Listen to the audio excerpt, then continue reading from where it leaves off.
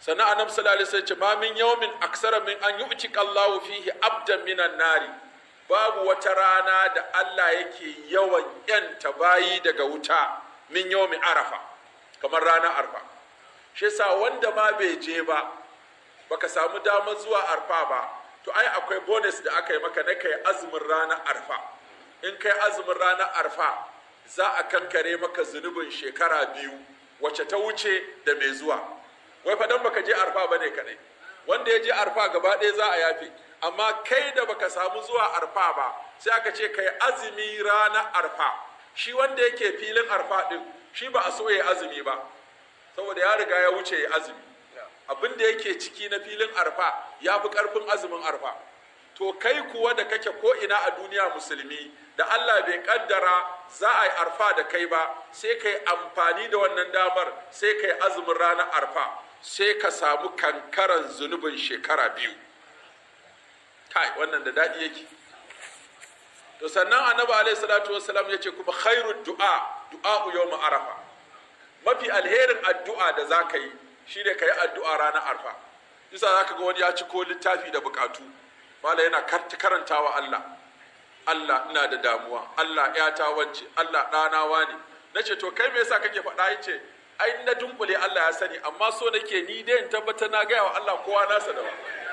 Na san na ce Allah ni da zuriyata da duk wanda ya ce in roƙa masa kai Allah duk na roƙa, na san diyaji, amma ni ne nake so in gamsu cewa na sako kowa a ciki. Da aka diya rubuto ‘ya'ya da jikoki da abokai da makota, yana addu'a yana gawa Allah. Akwai hajiya mero, Allah ta ce a gaya ma damuwarta kaza ce. Akwai alhaji mudi ya ce a gaya maka damuwarsa kaza ce. Allah akwai wani, Allah mai mutane iri-iri ba. Kowa kuma Allah ya ji nasa, yana karantawa Allah sunayen mutanen da yake so kowa a biya masa bukata, saboda khairun du'a yawmi arafa. Sai ka ga kowa ya shagala da addu'a, wani ya daga hannunsa sai ya awa biyu bai sauke ba. Shi ya san me yake ga Allah, duniya yake ga masa, lahira yake ga masa, wata kujera yake so, ko wata kujera yake kai baya son ya sauka, ko wasu kudi ya samu baya so su kare. Allah shi ya san bayinsa ne. Ma ya ce mutane dai sun kasu biyu, wani yakan gaya wa Allah duniya kadai, wani kuma ya gaya wa Allah duniya da lahira. Kaga Allah shi ya san me bayinsa suke faɗa. Amma Assalamu alaikum wa rahmatullahi wa barakatuhu. Yan uwana maza da mata, inni uhibbukum fillah. Ina son ku don Allah, kuma ina aiki da wannan dama don na tunatar da mu muhimmancin wunin Arafa. Mawdu'in da nake son tunatar da mu shine akan fa'idodi guda 7 kan wunin Arafa. Wunin Arafa ni'ima ce mai girma daga Allah subhanahu wata'ala zuwa ga musulmai, kuma wajibi ne mu yi taltali don mu amfana ga wannan wuni. Waɗanda a cikinmu suke zaune a gida da waɗanda suka samu ikon zuwa aikin haji, dukkaninsu wunin iya da falala a wurinsu.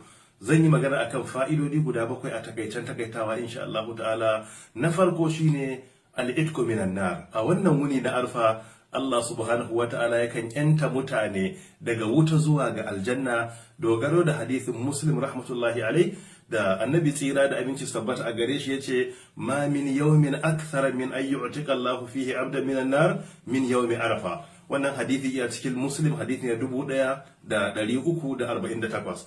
Annabi tsira da aminci tabbata gare shi kace babu wani wuni a duniya da Allah ta'ala yake yanta mutane daga wuta kamar ranar Arfa.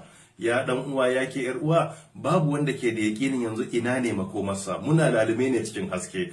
Ga lokacin da ya dace mu lalumi alheri shine a wunin Arfa, don Allah ta'ala ya yanta mu zuwa ga aljanna. Na biyu, wunin Arfa shine khairu du'a yawmi Arfa.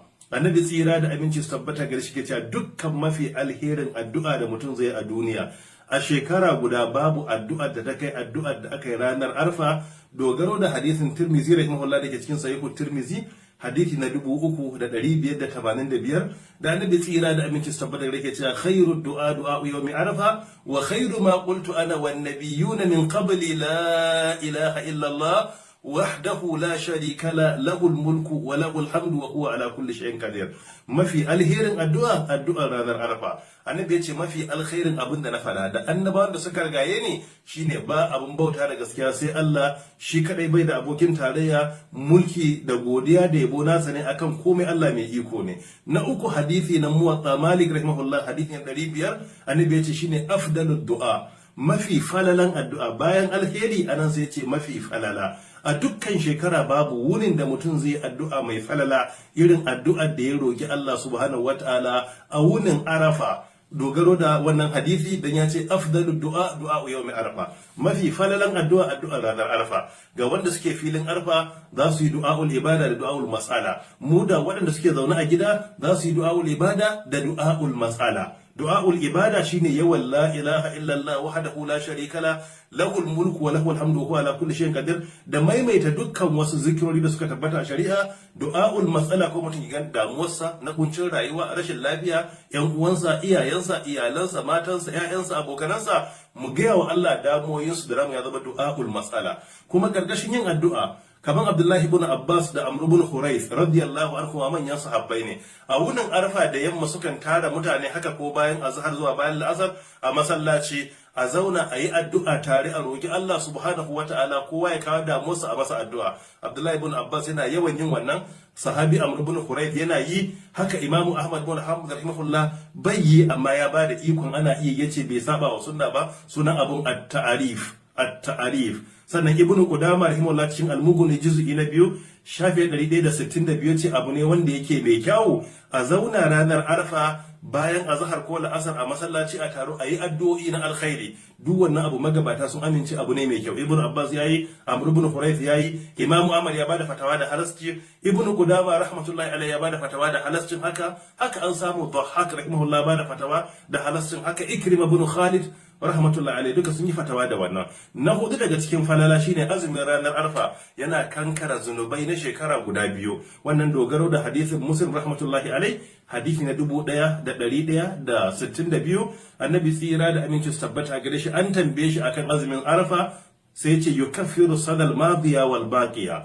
Azumin Arfa guda ɗaya yana kankara zunuban shekara da ta wuce da shekara mai wanzuwa, kusan zunuban kwana 700 tsakaninka da Allah ko tsakaninki da Allah. Dalilin wannan azumi Allah ta'ala zai kankare. Na biyar, wunin Arfa shine huwa yawmun li ikmalid din wa itmamin ni'ima, shine yawmun rana ne li ikmalid din na cika addini wa itmamin ni'ima, kuma rana ne da Allah ta'ala ya cika ni'imarsa akan mu. Dan Abdullahi ibn Umar ibn al-Khattab radiyallahu anhu ya kafa hujja da aya ta cikin suratul Ma'ida, al-yawma akmaltu lakum dinakum wa atmamtu alaykum ni'mati wa raditu lakum al-islam dina, cewa Allah ya saukar da wannan aya a wunin Arfa ne, babbar aya da ke mana bushara da kammaluwan addini da cikan ni'imar Allah, sai aka saukar da ita a wunin Arfa saboda daman babba sai babba. Na shida daga cikin fa'idodin wunin Arfa, annahu ta'ala aqsama bihi, Allah ya rantse da wannan wuni a Qur'ani. Mu duba cikin suratul Buruj aya ta 3, Allah ta'ala da Arfa ya rantse da yace bismillahir rahmanir rahim was sama'i dhatil buruj wal yawmil maw'ud. Yawmil maw'ud Adam sallallahu alaihi wasallam shine yawmul qiyama, ranar kiyama shine ranar da Allah ya alƙawarta. Wa shahidin, Allah yace na rantse da rana mai shaida, ita ce ranar Juma'a. Wa mashhud, da ranar da ake shaidawa, Allah yace na rantse da ita ce ranar Arafa. Da wannan magabata suka ce tunda annabi ya ce ranar Arfa ce Allah ya rantsuwa da ita, ashe ranar Arfa babbar rana ne a wurin Allah subhanahu wata'ala. Sai na bakwai, annahu azza wa jalla akhadha al-mithaqa ala dhurriyyati Adam yawm Arafa. Allah ya ɗauki alkawari, ya yi yarjejeniya, ya yi alkawari da dukkan mu ƴaƴan Adam, mutane da kuma ya juju wa majuju, a wunin Arfa cewa za mu bauta masa shi kadai.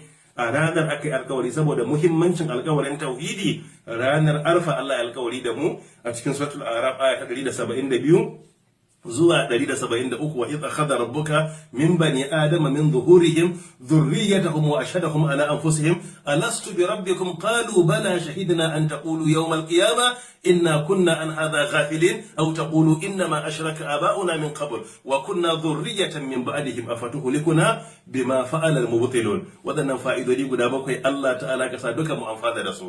Ina aiki da wannan dama, ina roƙon addu'a ta alkhairi gare ni da magabata na gaba ɗayan su da kuma zuriyata. Allah ta'ala ya samu wanye lafiya. wanda ya ji ya isar da wanda bai ji ba. Allah ta'ala ka amsa mana dukkan bukatunmu. Wassalamu alaikum wa rahmatullahi wa barakatuh.